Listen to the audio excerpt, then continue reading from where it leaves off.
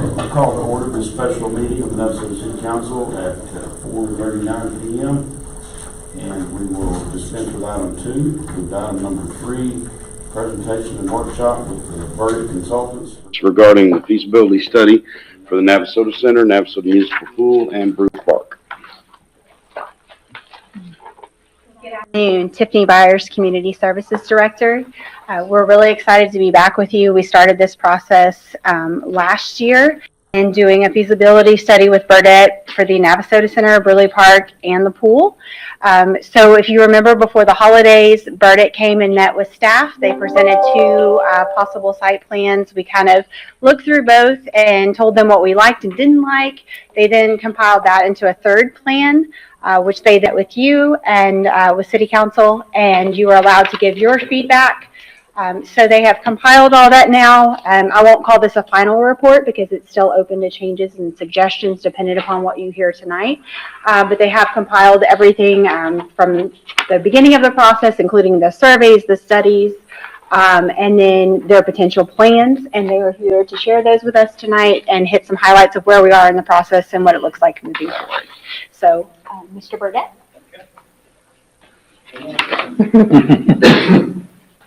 Thank you, Tiffany. Thank you, council members and mayor and staff and Parks Board.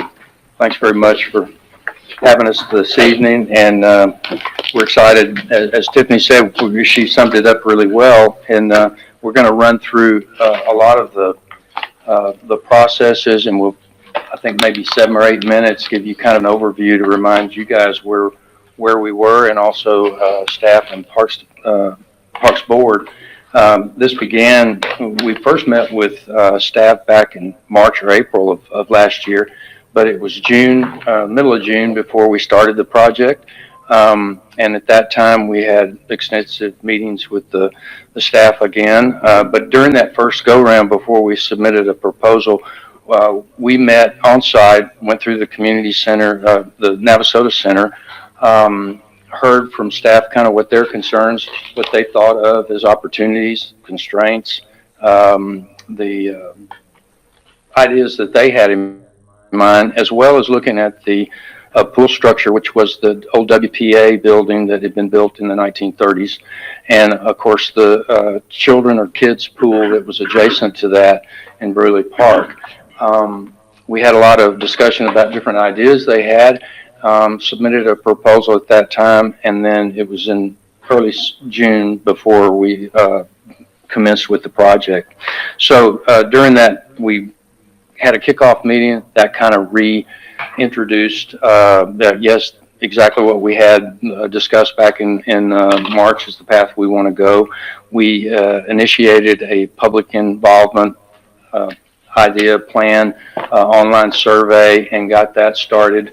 And then we met before you in August to go over a kickoff with you. And at that time, the public was here. Parks Board, I believe, some members of the Parks Board were attending, and staff, of course. And at that time, we got lots of feedback from you individually. And my recollection of that meeting was that the overwhelming consensus was that you saw the swimming pool and maintaining and keeping the swimming pool, notwithstanding some of the challenges of its operations and the leaks that were in it, which were going to be a separate study. Those were important to each of you. Of course, then we started in September, and a few weeks after that had the first public engagement meeting, which was at the Navasota Center. During that meeting, we had about 40 participants from the community. By that time, and when we met with you a couple of weeks before that, there was over 400 responses within 5 or 6 days. And as you probably recall, we said then what a remarkable turnout that was. And just at the high points of the online survey, that gave you about a 97% level of confidence that you were getting what the community would have to say if everybody had participated. And that's pretty exceptional, actually. And we'll cover some of those points as we go through this. Got a few a few little scratchings here to just give you the process. We wanted, following that online survey, we started our procedures, and our procedures, the protocol was to assess each facility individually, and then also the general improvements of the site. Consider demand in the community, what the input we got from the public engagement, but also what the market area was doing and where people were going to swim and do some of the recreation that they were doing in the community itself, which of course included the two highest were August Horse Park and of course Brule Park. Also to follow the path of seeking to restore these buildings or to renovate them. And of course the renovation had already occurred in early 2000s at the community center at the Navasota Center. So those were modest renovations or expansions depending on user groups that you wanted to address, and then renovate the pool house. And the decision was, do we renovate the pool house or do we raise it completely and take it down? And of course our goal was to not do that unless there were some structural issues, and there is some brick failure on the side of the building on the northwest side, but it's minimal and can be addressed. From that process, that yielded nearly 200 pages of building assessments, and that document was provided to staff at late last summer. And when we do publish this final document, we'll make sure that each of you have electronic version of that. You can have a hard copy if you want, but it's pretty pedestrian kind of stuff, and you already know a lot of what's there. And so the high level process that we went through was to look at space, to look at the conditions, to look at roofing, interiors, exteriors, the mechanical, plumbing, electrical circumstances that are there. Also ADA needs, because as soon as you touch it, you're going to trigger the ADA compliance. And then also building code.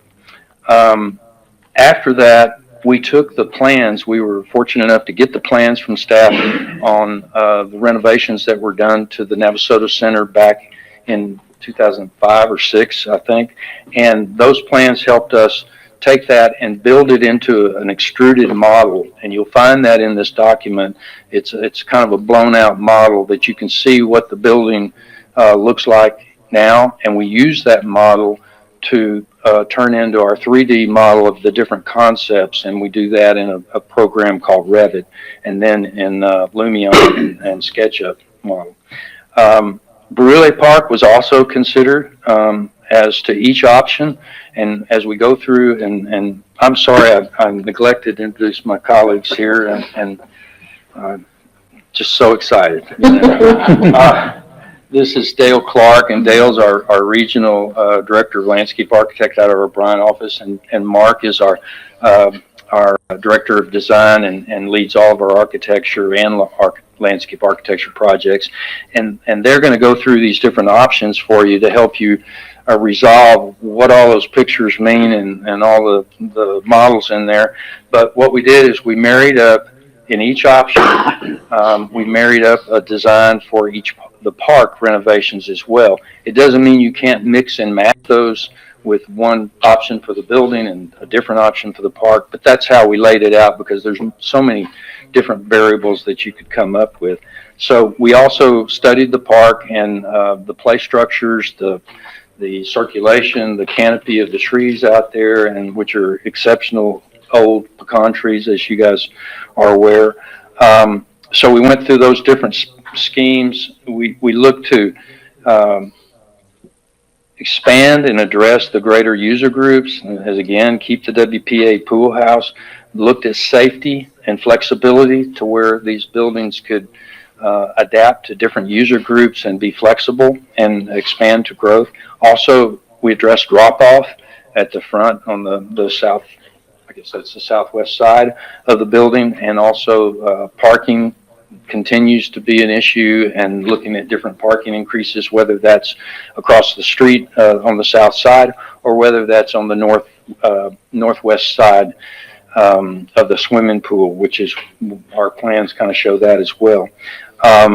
So I think if you'll find on 44 and 45, that's where the as-builts are for the old plans. And then let me just run through the public comments real quick before we get into the conceptual. I'm going to summarize the whole details of that, plus the public meeting, and all the cards that people signed are in this document, the handwritten cards that they signed at the table. We scanned all those, and they're in there, and those are always revealing. You know, I'll never forget the little kid at a city. We had a kids public meeting, and he wrote on there he wanted to have a dugout at the baseball complex. And so, you know, you sometimes find little nuggets in there of what people really want that don't show up at a table or on a survey or people talking. So we had 448 respondents. The most desired indoor facilities, and this doesn't mean that these can be performed at these buildings, but the most desired indoor was event space, an indoor pool, fitness equipment, weight room, and a gymnasium. As far as the most important aquatic facilities, a splash pad, an open swimming area, and a shaded pool deck. Those are the top three. Sports courts, the interest was primarily volleyball, pickleball, and basketball. Basketball was about 37%, sand volleyball 27%, and pickleball 18%. And by the way, when you hear these percentages, they're not going to add up to 100% because the questions had multiple answers this is just the number preponderance of those votes. Over half were very interested in an outdoor amphitheater. And we know this site won't incorporate a large amphitheater, but you'll see some stair steps in there where we tried to adapt some seating area with some modest performance or use of an amphitheater. The most desired outdoor amenities were playgrounds, walking paths, picnic areas, and pavilions. The city's most visited playgrounds, again, Brule and August Horse very closely, just over 50%, with Victoria Park at 26%.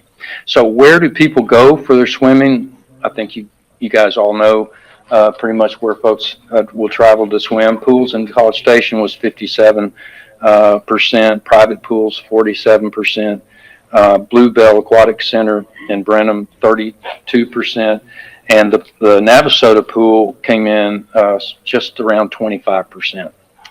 As far as the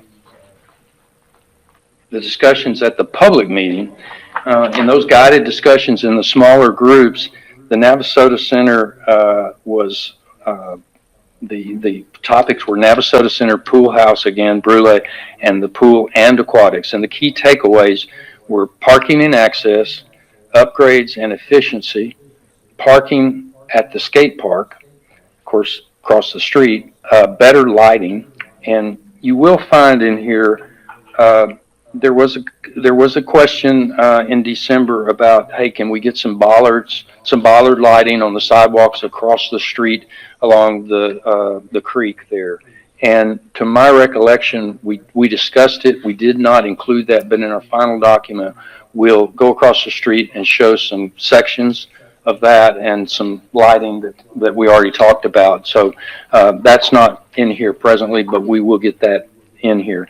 And that's a safety issue. And those will be, as you walk, the lights will come on, and as you leave, they'll kind of slowly go off.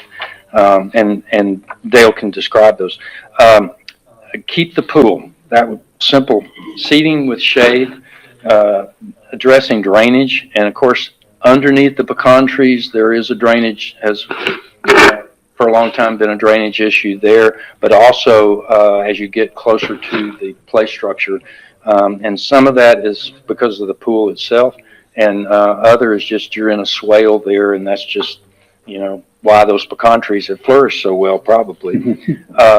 Splash pad, save trees, exercise equipment, shades, and improved acoustics in the main room in the Navasota Center. And we all have been in there, and it's a wonderful room, but there is a reverberation, and it's difficult to hear sometimes. Maintain historical character, and I think when you look at these images, the concepts are not real.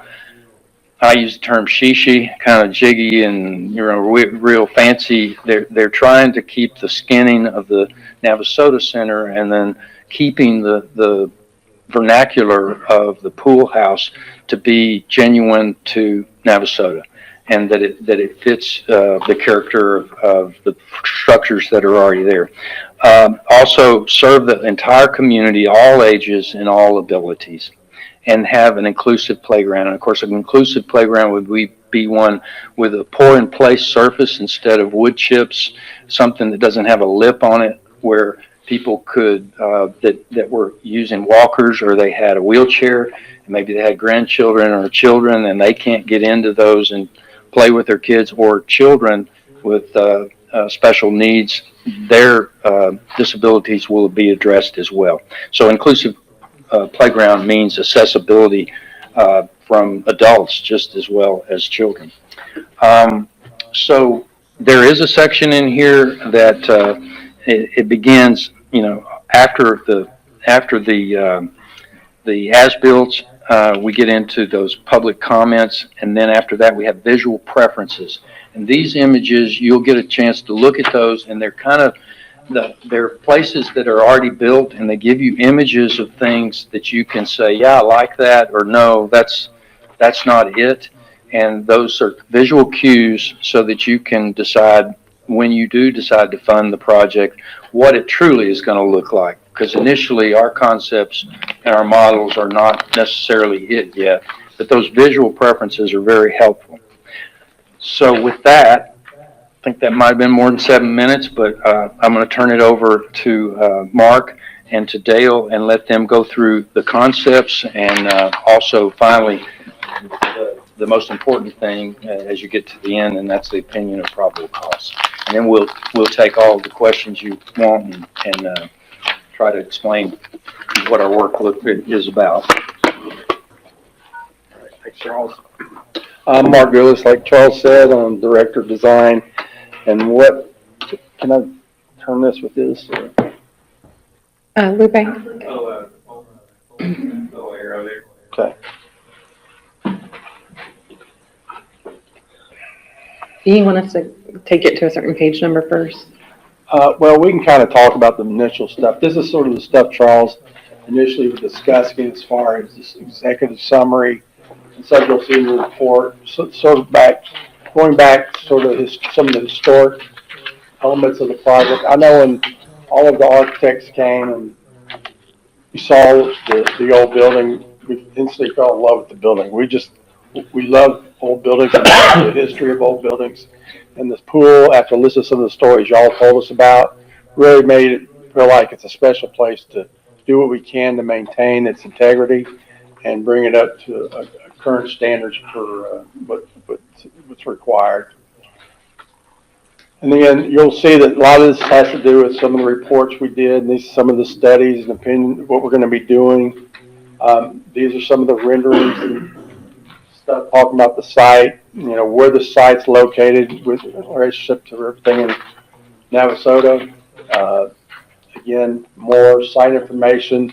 But once you have an opportunity to sit down and read through the steps, you'll see sort of the evolution of how our thought processes evolved from initial concept of visiting the site to analyzing everything around the site and then bringing it in together to specific buildings.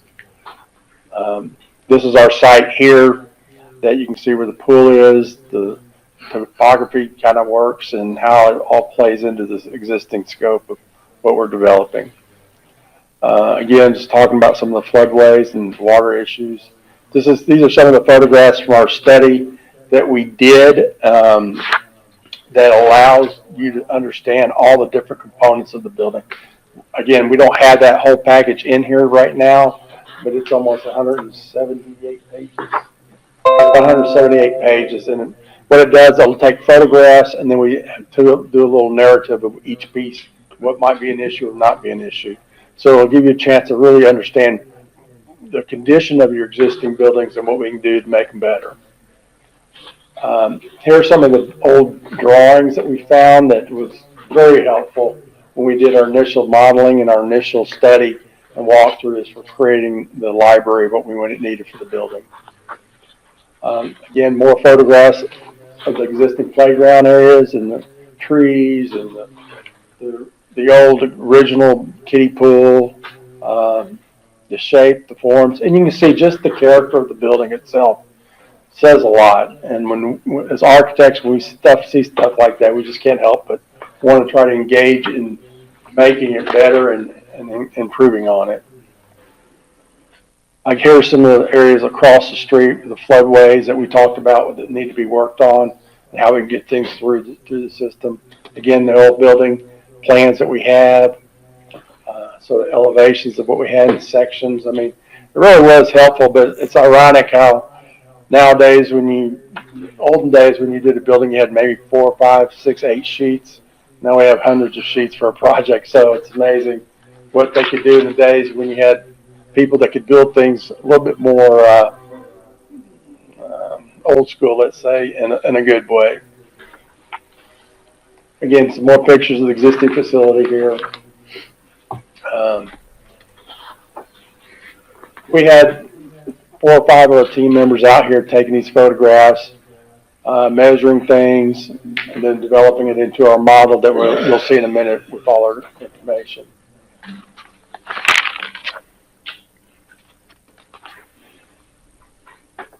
Okay, here's our initial study where we actually took the building and created a model of what's existing. And you kind of see how we took the roof and brought it up and the floor up and then the space below.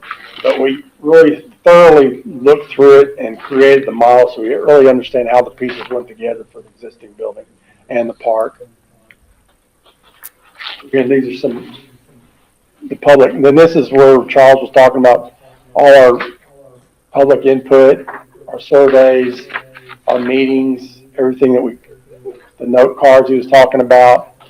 So this all helped in establishing what we came up with in our studies and our concepts. Some of the stuff he was talking about, these are some imagery just to kind of gives you a sense of what areas could look like.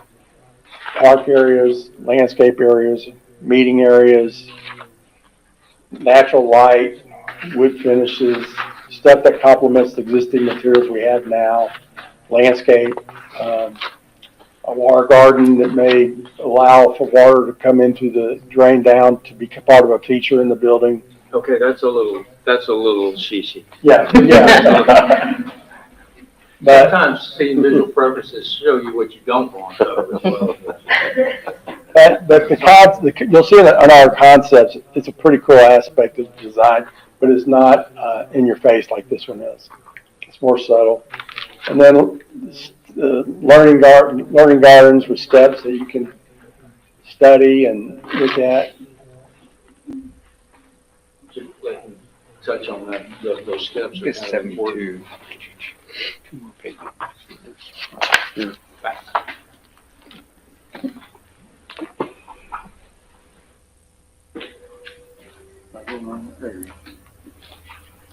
I think what came up too from conversations earlier was an amphitheater, which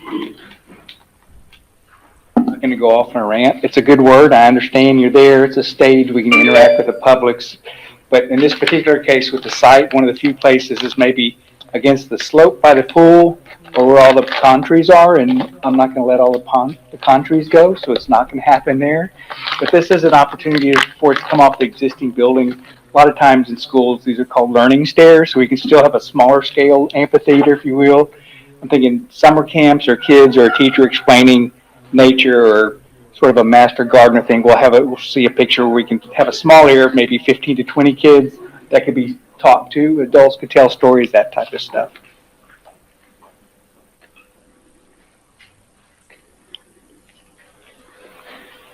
Dale said a lot better than I did. This is kind of one of the concept renderings that shows kind of what Dale was talking about. So we're saving the pine trees, but having that little learning stairs around the building. Okay, here's some of the concepts. Basically what we had done, we'd met and we came up with two concepts.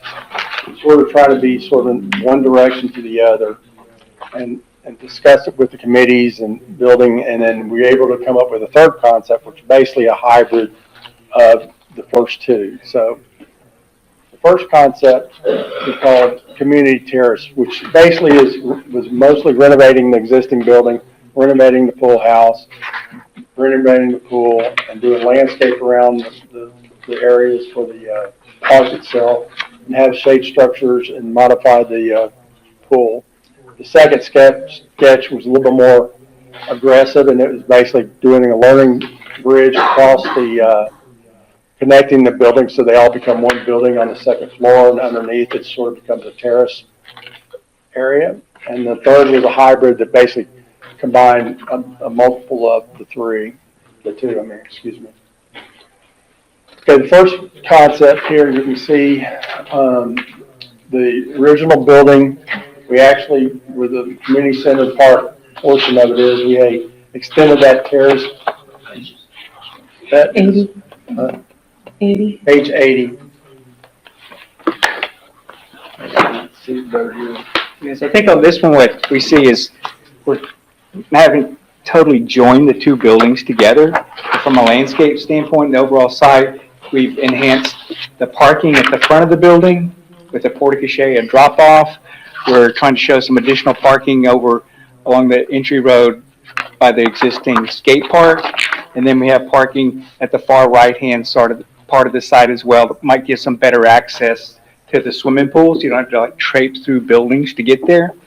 And I think what we've done, if you know your park, you can see that I've taken your park's equipment and I've split it in half and I've moved it around a little bit. So we've taken it, what you have now, split it in half. So we have a tot lot in one area, we have swings in the other.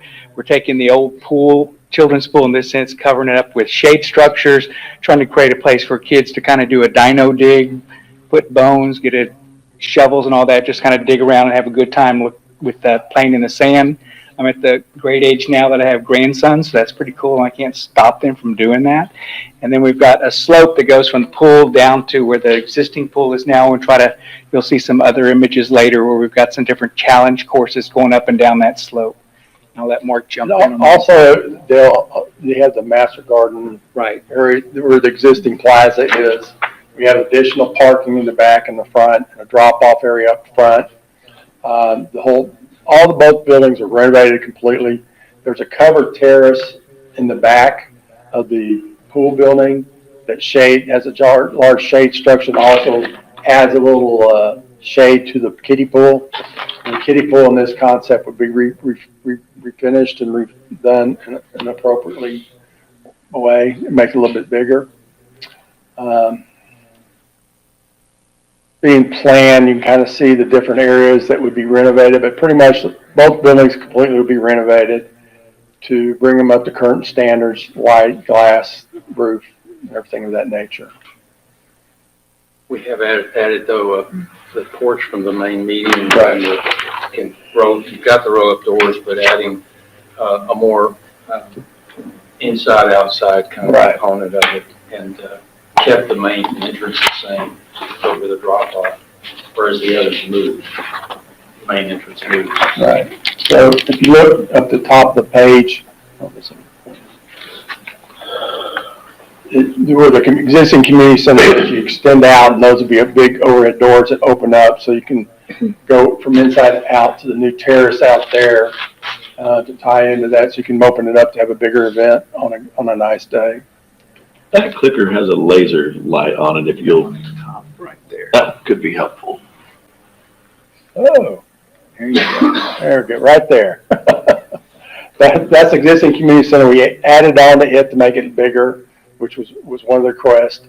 And then we created an outdoor deck area so you can actually open it up and it becomes one giant space. We also added on more space on this community room here. And then we extended the portrait chair and also the lobby to create more inviting space coming in as you go to both spaces. And then Up here, we added an elevator to get to the second floor. We also had community spaces on the first floor and second, meeting rooms on the second floor. These are just some general visual concepts that you can see where you have a, main building here existing. We added on the area here and here.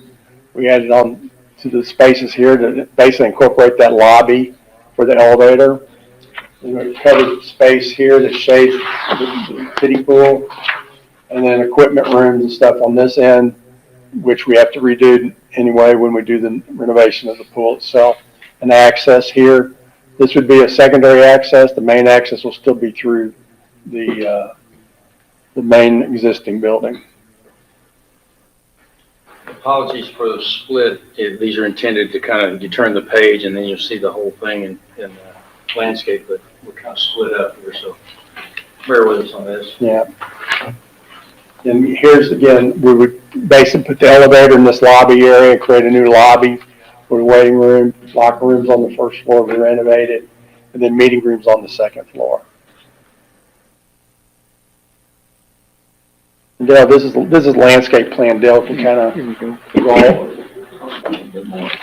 I think in this option, what we've introduced is we still have the same playground that you have now. We're trying to introduce some shade structures. Everybody likes shade in this part of the state. We've got a walking path that goes to the park itself. We still maintain where the old pool was, which I call the Dino Dig. In this option, it's more of like a community garden. I know we've had some master gardeners that want to do some teaching and different opportunities here in the community, so it could happen in that spot. We still have on this slope a challenge course with slides and climbing rocks and that type of thing. In this particular option, I'm not going to steal all Mark's thunder, but we've connected the two buildings. And so we've got an overhang here that would have a splash pad underneath it, which would be shaded. In this particular scheme here, we're showing an option to cover the pool itself. At the very top up here, on the walking trail, Yes, sir.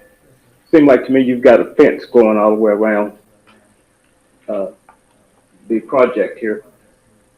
We've got that in one option because sometimes parents like to corral their kids because the kids like to go. But I know right now you don't have one, but that's just an option. A lot of times the parents feel safer if they're like at a swim meet or playing their kids or doing the heat. In this track, in the swim meet, they want to get over and watch the kids. They want to escape. At least they'll escape a little slower. So that's why we're showing a fence in that area. Okay, well, just my feeling is that if we've got a walking trail, then we have a fence around it. I'm quite sure if a fence around something, you're going to keep it locked. It won't be accessible to the community there, unless the pool is open. I think that the fence, the only fence that was provided as an option was in concept 1, which didn't include the walking trail. So actually for this one, I don't believe there is a fence, Okay. if I'm correct. Sorry for you to see this graphic, but I think What is this, the area top? You can see what I think it- point to, yeah. I think it's just shading. I don't think it's an actual fence. Because if you look back at concept 1, you can see a fence around the playground area. But when we discussed that with the walking trail, that Right. would be sort of a natural border that we wouldn't need a fence around the playground area.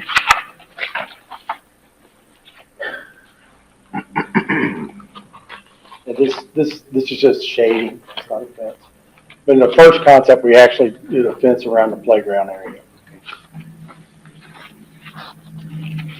And when because you have hard copy or paper copies of these, if you will make notes on every page and hit us, we will take what you say under consideration and resolve it. Always, though, what's going to happen is whatever the final document is not going to be it.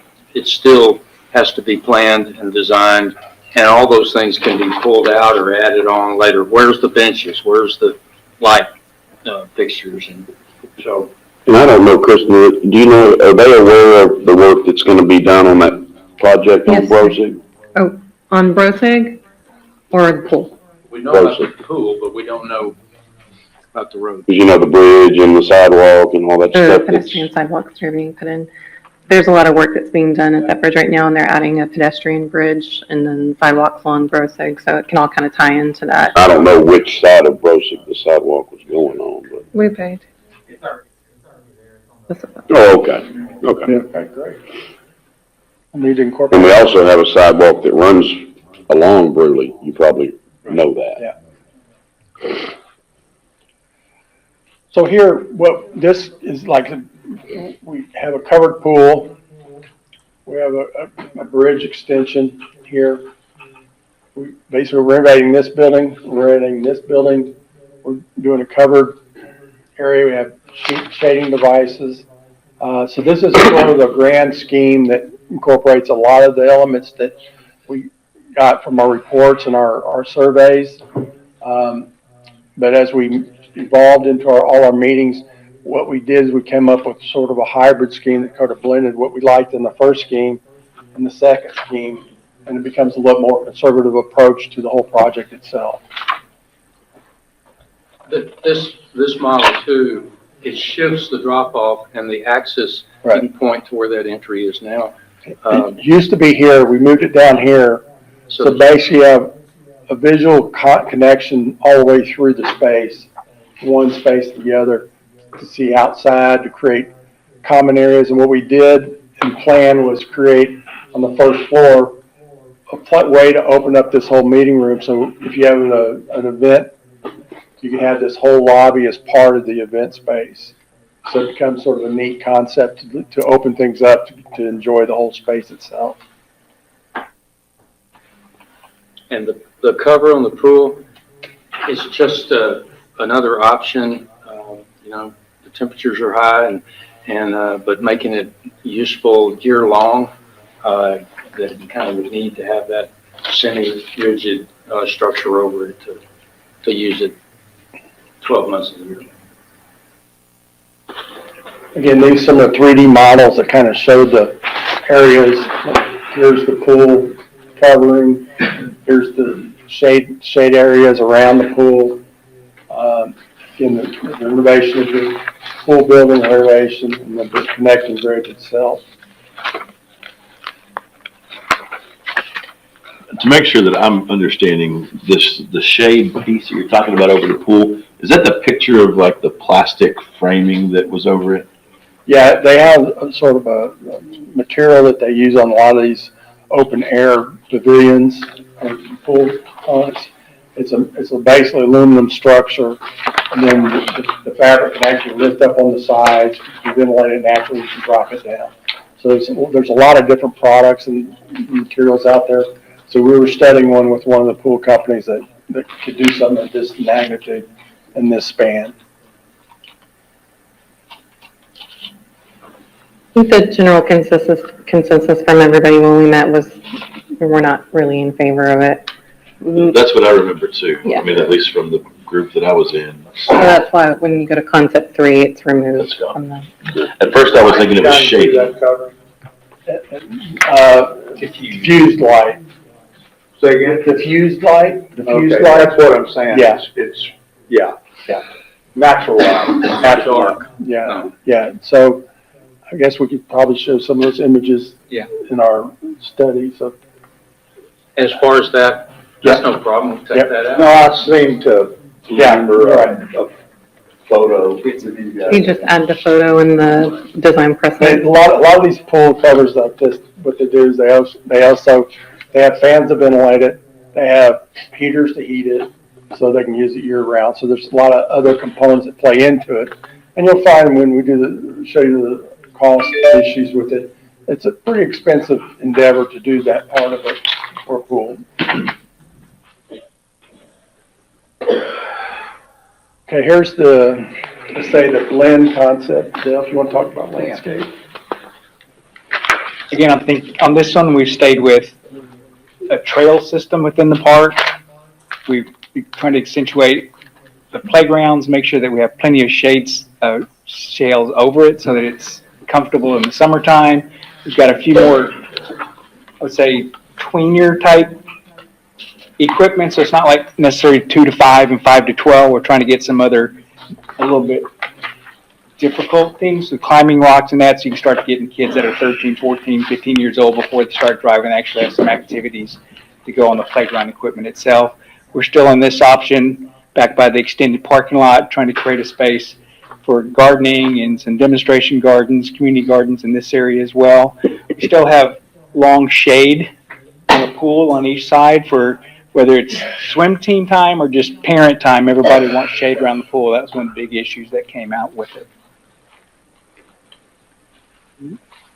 The other things that are important here is, you'll see in the plan, we had fun with the kid pool as far as creating this like the shape of Texas. You'll see that in a minute. And we also created the big terrace area on the second floor for the pool building. It actually has columns and structures that support it, but it also has water playing out. So it's sort of a play feature for the kids to play in when it's on a hot day. Again, the building itself, we have the bridge component. We have the expanded parking area back here. So you got your trail system around, you got additional parking over here. In this concept, we like when we met with everybody, they liked the concept of having a visual tie from drop off all the way through. So that connectivity is still there. Here we have the learning garden with steps down to where you can have book readings, you could have a small concert, you can have a lot of things to just have some fun for the community. Here, what we did on the expanded meeting area, we actually put a covered area trellis on top of it, so it shades the deck area too. So it was just a little bit more refined as far as making elements more pleasant. But here's what I was talking about on the first floor. We made the terrace bigger. It kind of extends over towards the pecans, so the pecans get to play into the feature of it.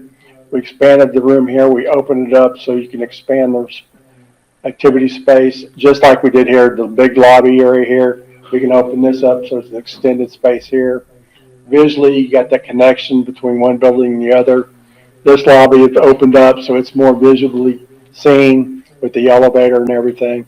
And this is just sort of your learning garden here, back over here. Upstairs, basically, we were able to capture some space above this area and create another meeting room on this concept. Then we have two classroom type buildings here with an open terrace where they could actually have classrooms out there if they wanted to, and you can walk around them and still enjoy that space. Here we got upstairs, we've got like meeting rooms, or we have a little break room area so we can have food service if we wanted to for the pool area when everything else is closed down. And then the shade structures here, and of course the existing pool that we're going to have repaired here to make that happen. Again, some of the 3D models, it kind of shows you some of the studies of it here. Here's shade structures, entry point, one of the point here, the main entry here. The connectivity between the front to the back to the drop off, the expansion of this area for the concept, the meeting room area, the drop off area here, and again, as the page flips, you'll see the other spaces that we talked about, connecting all this together. These are just some kind of concept sketches that kind of give you an idea of where the bridge, cutting through the bridge, this is all open all the way through, so you can actually see through it. And this is that water feature I was telling you, where the water rain garden with roof would drain down and come down to a drainage area here, so it becomes part of the experience of the space itself. Here's some of the shade structures along the side. Here's your covered space for the pool area on the second floor deck, and then shade for the kiddie pool down here. This is just a quick visual of the whole site, what it could look like. This is the main meeting room we have right now. right over here, and then we open it up to the terrace area with some shade in it too, so you can enjoy that space. And we're being careful how we create this space so it doesn't affect the existing trees that we have. Using the same material that we have, the stone we have on the original building, so we're tying them both together as far as the character of the facility. Again, this is sort of where the learning garden is here with the steps. And then the water feature that when it rains will come down and flow down in here to a drain. So because they're interactive space for the landscape. Here it kind of shows you the pool with the shade elements, seating and shade elements seating there. The pool area back here with the terrace here on top. So it's gonna be seated on both sides? Mm-hmm. That's a game plan. That's a game plan. And this is important. I think we all think it's important to have a drop off when you have events and facilities, that people that need the component. It also helps to find the front door. Again, we're using the materials similar to what's already there, so it all kind of looks like it was built in the same era. This is just some park areas showing some of the landscape areas and the walkways and the paths. Again, using the same material but creating the same components of the original design, with louvers to let ventilation go through, and the columns themselves having the same material. So it all looks like it's, like I say, built in the same era. And then we have our accessibility from this parking lot into the facility. Here's kind of the water feature we're talking about, where we had the column supporting above, so we have water coming out of the columns so the kids can play in it, and it's all a kiddie pool here. And again, we created it in the shape of Texas. It kind of gives a little playful element to it. Again, the shade structures, basically we have shades on 3 sides, here, and the main terrace up here where you can have yoga classes, or you can have a party, or you can have any kind of events out here when it's a nice day. But that gives us another element of flexibility for the facility itself. To get up on that, is it gonna be stairs, or it's gonna be elevator? Elevator and stairs, both.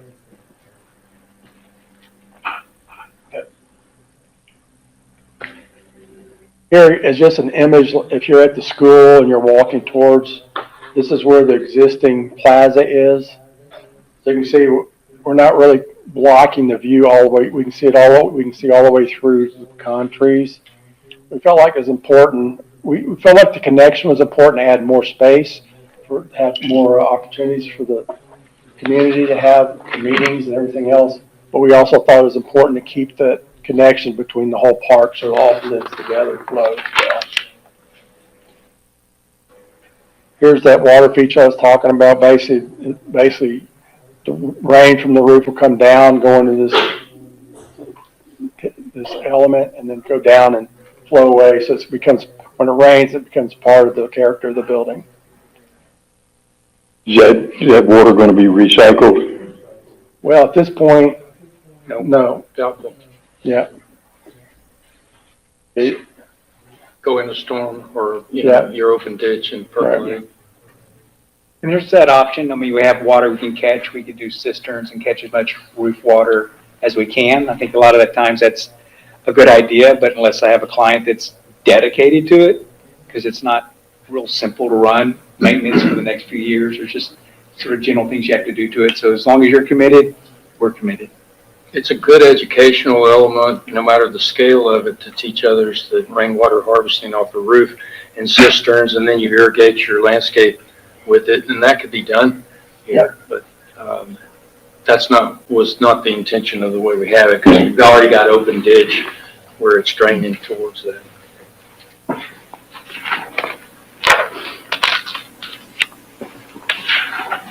And this is sort of the connection between the two buildings here, and then the learning steps here, then the water would drain and sort of create like a little river that goes down when it rains. Then there's this is the existing pool building here. And we still have landscape and trying to save all the trees, that mature trees around this complex. Cleaning up some of this area in here with some louvers so we have some natural ventilation to the space. This is just a little night view of what it could look like. And this again is the overall aerial view of what it could look like.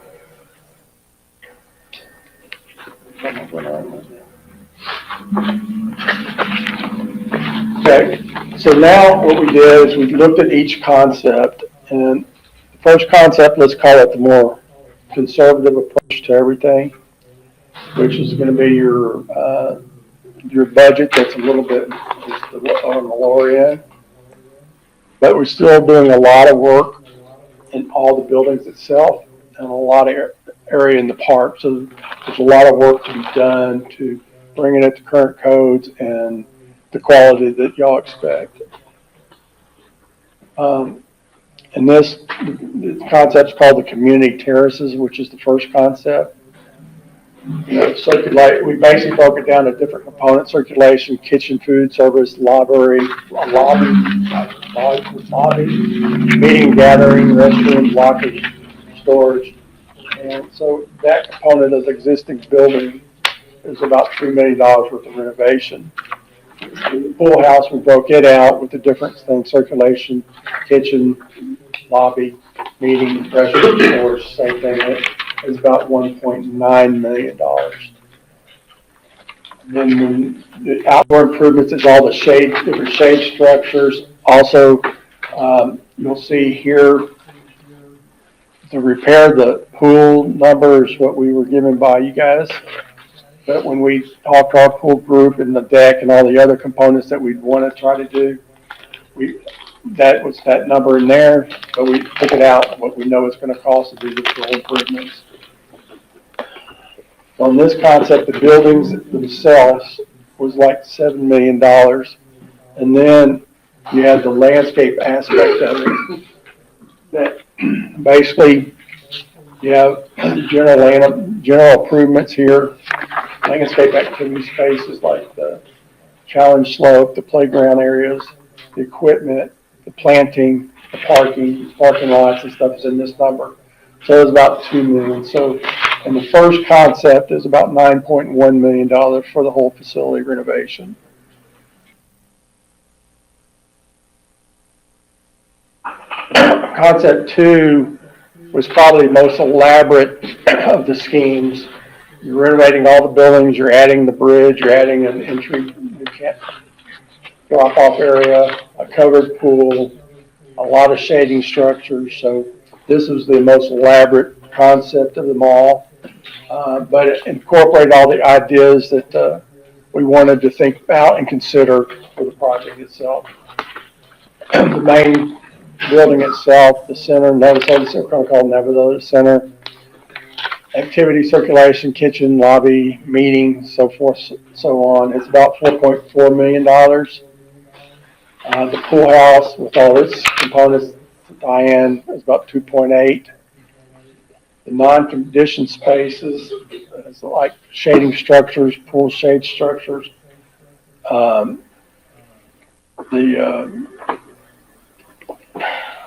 want to say the patio areas and all those things, that the terraces out from the main meeting room, those all add up to about $9 million. And then the pool itself, it is subtracting 600, so it's about $15 million. And then the landscape areas generally was, on this concept, was about the same $2 million. So probably the biggest component of this concept, it was, go here, the covered pool area is $5 million. So to cover the pool, based on our studies and talking to different subcontractors, that's probably the most expensive piece of this puzzle, this concept.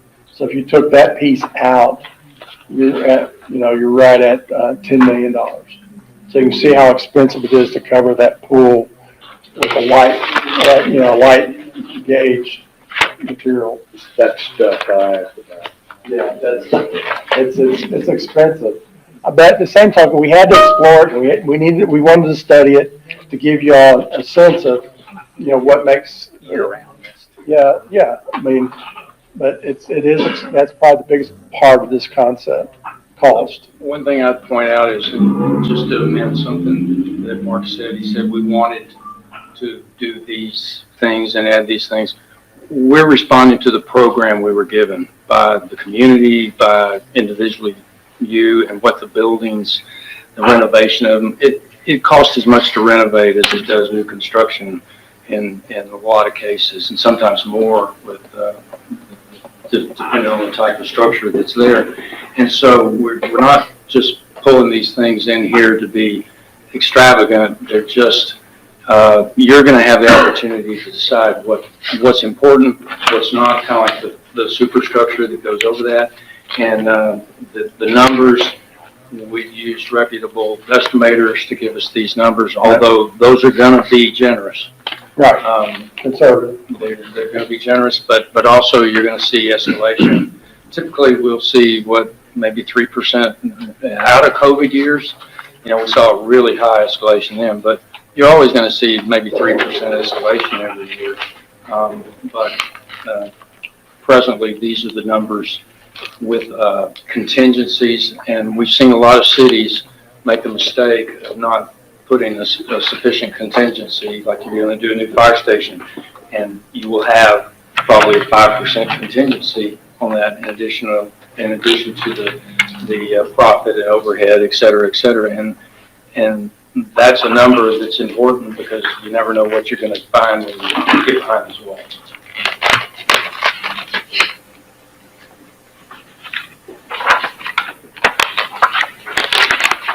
Concept 3 was sort of a hybrid scheme that we all discussed earlier, where we have renovated area, new entry point, the learning stairs, the connecting bridge, the renovation of the pool house, the pool with the kiddie pool with the shape of Texas, the big pool renovation, of course, and then the shade structures around.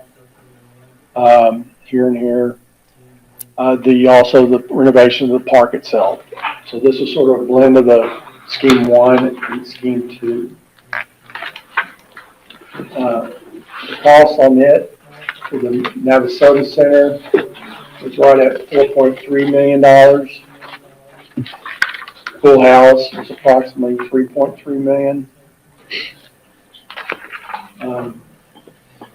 The non-conditioned structures with basically your canopies, your pergolas, your patios and porches off the meeting room areas. That was about $4.1 million. So we're right at $11 million on that aspect of it. And then the landscape concept of it, basically, similar to other concepts, is like 2.2. The landscape part is 2.1, 2.0 to 2.1. It's sort of close to the same range as the building components that added up. So on this concept, it's $13.4 million for the whole project.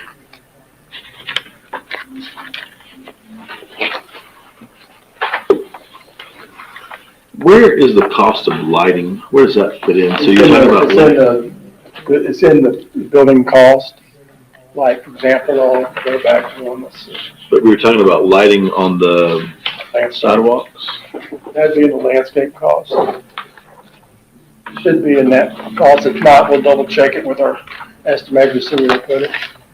On those recently, we've been having a lot of good luck with some new solar products. Batteries are lasting longer, so like let's say we go across the street, I don't have to bore back under through the building, run wiring and all that. So we put the solar powered lights. They come on at dusk about this time. They stay pretty much at full, about an 80% light factor for 4 hours. So about midnight, they calm back down to about 20%. What's nice about these, if you walk under them, taking a late night walk, the light comes back on for 2 or 3 minutes and then it goes back out. So it's really nice. We've had a lot of work in bigger parks where the police departments like it because they can actually see that there's somebody that's walking down this trail. They may just be innocent, they may be jogging with their dog, but a lot of times you can tell where people are. And those lights, the batteries now are lasting up to like 5 years before you have to change them out. So I think whenever y'all met with, I think it was Councilman Harris, and they talked about maybe like a movie in the pool, and trying to make sure that we have speakers where we can run, for a movie and a Right. screen and all of that. I don't know where all that extra cost is buried in here, but I'm sure it's there somewhere, right? I'm saying it's buried, not forgotten. I mean, we can't list everything at this Sure. level, but I mean, and those are the type of things like. But you're Charles almost, said it earlier. feels like you got it all there. All there. But I think as we get into finer, refine this, we can make sure that those numbers are in there. Lights, movie. I mean, let's say you have an inflatable movie screen, which a lot of cities use. Is that something you do in this project, like furniture and equipment, or is that something the Parks group can come up with and buy that in 2 years when you're ready for that? I would say too that oftentimes in a feasibility study,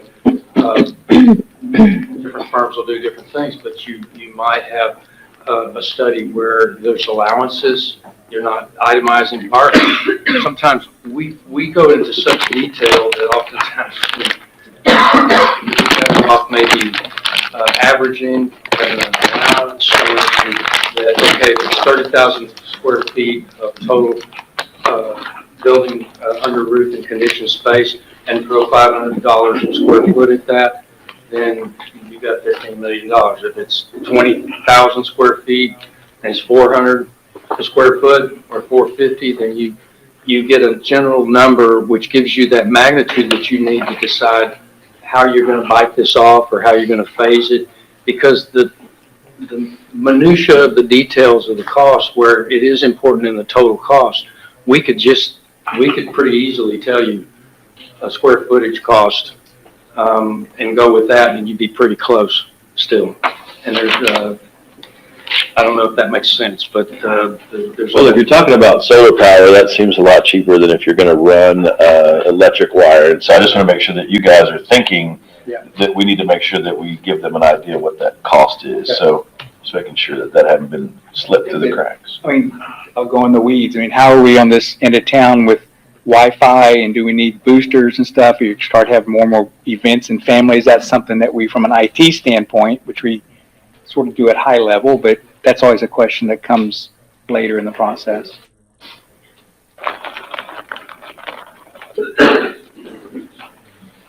So the contingency is in addition to these numbers. Those are below the line, so to speak. And often we'll have a low, medium, high number. We'll do, you can skin it a lot of different ways, but you also kind of can triangulate. You can look at what we're seeing, pick the high or be aggressive and try to go with a low, which is usually a mistake. And, but we try to be conservative, please, so you know what it's going to take. And a lot of it's because of the age of the pool. The pool house facility is obviously quite expensive to renovate.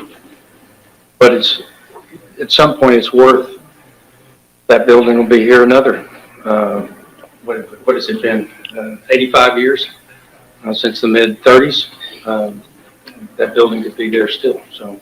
I think one thing under the general considerations, how it talks about that all of the concepts include new roofs, new HVAC systems, which we do need desperately, whether we do a major renovation or not, the new elevator. And so some of this is included things that we will need to do regardless. So right now it's difficult with the pool house to use it for the public because we have roof damage. But we also only have stairs, so it's not ADA compliant where, it's open to everyone to be able to get to the second floor. So there are still some things, even if we didn't go as big, that we would need to consider doing in the near future. And we didn't do in this, it wasn't part of the study to do a cost recovery model, but as you know, the intention of this is just not only recreation, but it's to create revenue and to give you some return on that. And, you know, setting the number typically right now in the Parks and Recreation area, about 27% is the average that nationwide that the cost recovery is expected. And so you can pick a number and shoot for it. And then the more you do there, though, you could increase your staff, your full-time equivalent needs. And so you got to balance that in there as well. And also the parking to accommodate this, plus we were asked to consider additional parking because there's a need there. All that parking, you know, I don't know exactly, but it's probably $2,500, $3,000 a parking spot. So that does all add up and doesn't get you any prettier a building, but it's kind of necessary to accommodate the crowd that you expect. The parking is significant. We had a big event last weekend and the weekend before, and we ran out of parking almost immediately. And so they were parked everywhere they could find in the neighborhood and school. And you know, it was anytime I think we want to do a big event like that, the parking becomes an immediate issue. So. And we're finding too with the Navasota Center that it's getting really difficult because the PD and other city departments are used to using it for training, but now that we're trying to do more programming and things, well, we're running out of space. So it becomes, do we have training for the city? Do we have a rental where we can earn revenue? Do we have a free program for the kids? So it's really becoming a challenge, which is a good problem to have, but something we're going to be. The comparison in the play area, the traditional little kiddies play park. As far as costs are concerned, Yeah, as far as the equipment and the cost. I mean, in this, what we're suggesting is state of the art. I mean, the best we can get the day one. And there's always ways to step down, like Charles said. But I mean, today in a feasibility study, we want to get the most that we can. I think one of the more important things we've shown from your existing playground is the incorporation of shade. And each one of those cute little triangles is about $50,000 to $60,000 nowadays. So you can see there's 6 of those. So it does add up, but it also adds so much pleasure for the users, because there's nothing worse than sitting in the sun with your little baby, or your playground all of a sudden becomes like a 4 to 6 activity on a fall day, and that's about it. You guys are familiar with the Texas Recreation and Parks. I mean, Texas Parks and Wildlife and their parks grants, and also the Texas Virgin American Dermatological Society has a grant on shade sales. And so there's a myriad of grant opportunities that you can go after. And when you add that to whatever your cost recovery that you might anticipate, and bonding it at a reasonable rate, you know, y'all are specialists in that, you know that world very well. So We would definitely go out for grants. But having concepts like this does help us be more competitive with those grants as well. I do believe that and usually with Parks and Wildlife, they require public engagement and they require a plan. Mm-hmm. And they won't pay for a plan, but they will pay for participate with a grant to do the park component of it. And so you have now in your hands what you need to walk that in and compete well. Sometimes it takes 2 years or additional years, but you know, if you haven't applied in a long time It's been a long time. and haven't received one in a while, then that's the kind of communities that they're looking for. And I think you have a good document that would be credible with them. So we kind of see now that what we'd like to do is spend some time in this and mark it up and get your questions and submit those to staff. And then what they'll do is let us know what edits you want, or, you know, and by the way, we did submit this the 15th of January to staff because we were planned for the 27th, and then we had the Well, no, it was, you had a big calendar for the, I believe, for your council, agenda. But the point being, the reason we presented it to staff first was because, you know, there's edits and there's misspelled words and there's things that they know that you guys may want or want to change a word here and there. So we did that first, and then this is a presentation of the second draft where it's clean and good to go. But we know that when you give your comments back to us, then we will finalize it and present a final document and make whatever edits we need to do for that as well. Charles says we've got we know this is the first time y'all seen everything. There's a lot of information. And as much as y'all can look at it and give us feedback, we can help incorporate it into it to make it a better document. One of the things I'd asked in that feedback was the pool entrance on concept 3. Is it still the dual entrance option, or is it only the? More of an exit than an entrance. We are accessible entrance to Okay. the ramp, but the main entrance will still be through the main. Okay, that's what. Well, what we're thinking, instead of creating a brand new drawing and a whole new option, we addressed it in a written narrative in there and Okay. just resolved it a different way. Just want to make sure, because we had some comments, during the feedback of wanting to keep it in the. I remember in our meeting, and so we did talk about that, but we just felt like a whole page dedicated to that one switch probably we could address just by saying we can fix this, just by changing the main entrance. Do you think there's a way that, I think when you met with council, I think you met with us 2-on-2, 1-on-1 or whatever, that we had a big printout of. Do you think that you can provide us with the final versions of all 3 of those to let us look at? Absolutely. What you'll get, and staff had this, it'll be a document like this. And, We've got that, but, we've got the book up there. This is a lot. So we decided that for the draft, we would print it in-house to save some money.